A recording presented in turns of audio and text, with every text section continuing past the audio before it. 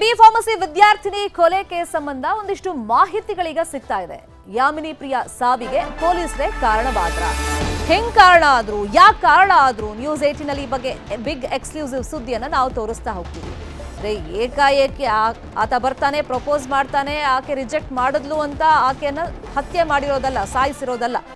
ಈ ಹಿಂದೆ ಒಂದಿಷ್ಟು ಬೆಳವಣಿಗೆ ಆಗಿದೆ, ಪೊಲೀಸರ ಗಮನಕ್ಕೂ ಅದು ಬಂದಿದೆ. 6 ತಿಂಗಳ ಹಿಂದೆ ಪಾಗಲ್ ಪ್ರೇಮಿ ಕಾಟಕ್ಕೆ ಈ ಪ್ರಿಯಾ ಬೇಸತ್ ಹೋಗಿದ್ಲು.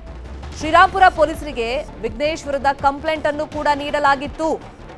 ದೂರು ಪಡೆದಂತ ಪೊಲೀಸರು ಆಗ ಕರೆಸಿ ವಿಚಾರಣೆಯನ್ನ ಮಾಡಿ ಕಳಿಸಿದ್ರು.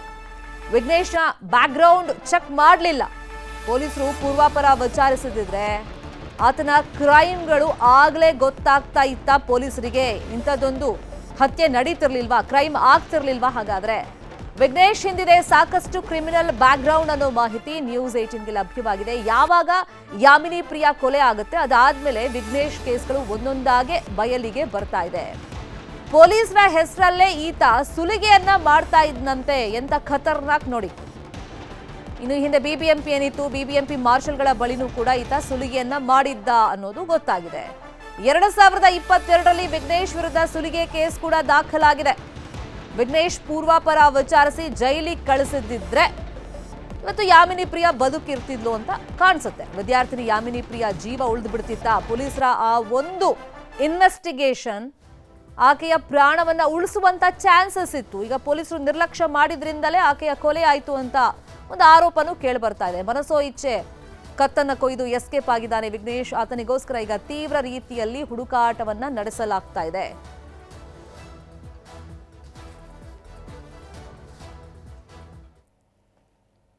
ಮಗಳ ಹತ್ರ ಸೈನ್ ಇಸ್ಕೊಂಡು ಬಂದ್ಬಿಟ್ಟು ಮನೆಗೆ 6 ತಿಂಗಳ ಇರ್ಬೋದು.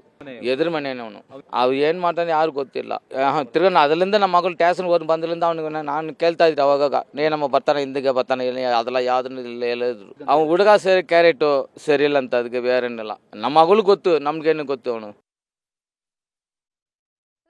ಇನ್ನಷ್ಟು ಡೀಟೇಲ್ ಆಗಿ ಇನ್ಫಾರ್ಮೇಶನ್ ಕೊಡ್ತಾ ಹೋಗೋದಕ್ಕೆ ನೇರ ಸಂಪರ್ಕದಲ್ಲಿ ಕನೆಕ್ಟ್ ಆಗಿದ್ದಾರೆ ನಮ್ಮ ರಿಪೋರ್ಟರ್ ಮುನಿರಾಜು. ಮುನಿ, ಇಲ್ಲಿ ಕಂಪ್ಲೇಂಟ್ ಕೊಟ್ಟಿದ್ರು ಪೊಲೀಸರು, ಆತನ ಪೂರ್ವಾಪರ ಯಾಕೆ ವಿಚಾರಣೆ ಮಾಡಲಿಲ್ಲ, ಅದ್ರ ಜೊತೆಯಲ್ಲಿ ಆತನ ಮೇಲೆ ಏನೆಲ್ಲ ಕೇಸ್ ಇದೆ ಅಂತ ಇವಾಗ ಗೊತ್ತಾಗ್ತಾ ಇದೆ.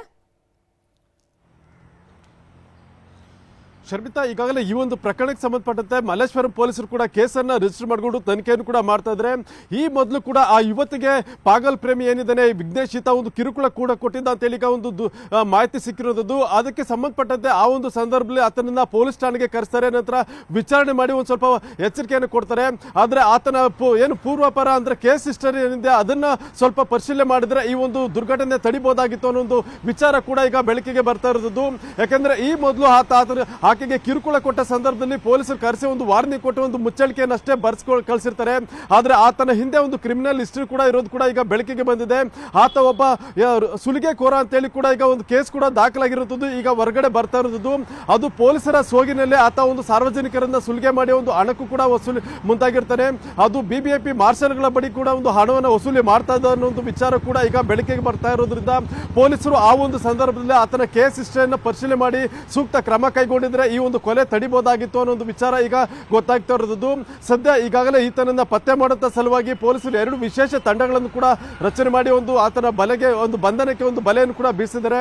ಇನ್ನೂ ಕೂಡ ಆರೋಪಿಯ ಸುಳಿವು ಪತ್ತೆ ಆಗಿಲ್ಲ. ಯಾಕಂದ್ರೆ ನಿನ್ನೆ ಪ್ರಿಯಾ ಕೊಲೆ ಬಳಿಕ ಆತ ಒಂದು ಅಬ್ಸ್ಕೆಂಡ್ ಆಗಿರೋದ್ರಿಂದ ಆತ ಯಾವ ಕಡೆ ಹೋಗಿರ್ಬೋದು ಅಂತೇಳಿ ಈಗ ಆತನ ಮೊಬೈಲ್ ಫೋನ್ ಇರ್ಬೋದು ಮತ್ತೆ ತಾಂತ್ರಿಕ ಸಾಕ್ಷ್ಯಾಧಾರಗಳನ್ನ ಒಂದು ಕಲೆಕ್ಟ್ ಮಾಡಿ ಒಂದು ಹೆಚ್ಚಿನ ತನಿಖೆಯನ್ನು ಕೂಡ ಮಾಡ್ತಾ ಇದ್ದಾರೆ. ಸದ್ಯ ಇನ್ನೂ ಕೂಡ ಆತನ ಸುಳಿವು ಪತ್ತೆ ಆಗದ ಹಿನ್ನೆಲೆಯಲ್ಲಿ 2 ವಿಶೇಷ ತಂಡಗಳು ಆತನಿಗೆ ಹುಡುಕಾಟವನ್ನ ನಡೆಸಿದ್ದಾರೆ. ಶರ್ಮಿತಾ, ಮುನಿ, ಈಗ ಪ್ರಿಯಾ ಪೇರೆಂಟ್ಸ್ ಏನ್ ಹೇಳ್ತಿದ್ದಾರೆ? ಯಾಕಂದ್ರೆ ಆತ ಹಿಂದೆ ಬರ್ತಾ ಇದ್ದ, ಕಂಪ್ಲೇಂಟ್ ಕೊಟ್ಟಿದ್ದಿ, ಕಂಪ್ಲೇಂಟ್ ಆದ್ಮೇಲೆ ಆತ ಹಿಂದೆ ಬರೋದೇನಾದ್ರೂ ನಿಲ್ಸಿದ್ದ, ಆಮೇಲೆ ಅದಕ್ಕೋಸ್ಕರನೇ ಒಂದು ವಾಟ್ಸ್ಆಪ್ ಗ್ರೂಪ್ ಎಲ್ಲ ಆತ ಕ್ರಿಯೇಟ್ ಮಾಡ್ಕೊಂಡಿದ್ದ ಕ್ರೈಮ್ಗೂ ಮುಂಚೆ ಅಂತೆಲ್ಲ ಮಾಹಿತಿ ಇದೆ. ಅದ್ರ ಬಗ್ಗೆ ಏನ್ ಡೀಟೇಲ್ಸ್ ಸಿಕ್ಕಿದೆ ಪೊಲೀಸರ ಕಡೆಯಿಂದ? ಶರ್ಮಿತಾ, ಆರೋಪಿ ಏನು ಆ ಯುವತಿಯನ್ನ ಸುಮಾರು ದಿನಗಳಿಂದ ಫಾಲೋ ಮಾಡ್ತಾನೆ, ಅಂದ್ರೆ ಕಳೆದ 2 ವರ್ಷಗಳಿಂದ ಕೂಡ ಒಂದು ಫಾಲೋ ಮಾಡ್ತಾ ಇದ್ದ ಅನ್ನೋ ಒಂದು ವಿಚಾರ ಕೂಡ ಇದೆ.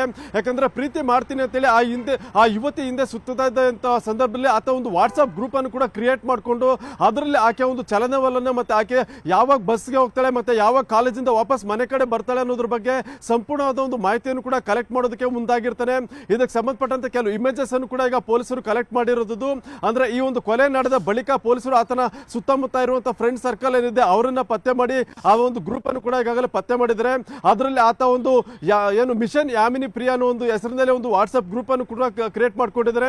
ಆ ಒಂದು ಕೆಲವು ಮೆಸೇಜಸ್ ಕೂಡ ನೋಡಬಹುದು. ಆಕೆ ಎಲ್ಲಿದ್ದಾಳೆ ಮತ್ತೆ ಎಲ್ಲಿಂದ ಬರ್ತಾ ಇದ್ದಾಳೆ ಅನ್ನೋದ್ರ ಬಗ್ಗೆ ಕೆಲವು ವಿಚಾರಗಳು ಕೂಡ ಆ ಒಂದು ಗ್ರೂಪ್ ನಲ್ಲಿ ಶೇರ್ ಆಗಿರೋದು ಕೂಡ ಗೊತ್ತಾಗುತ್ತೆ.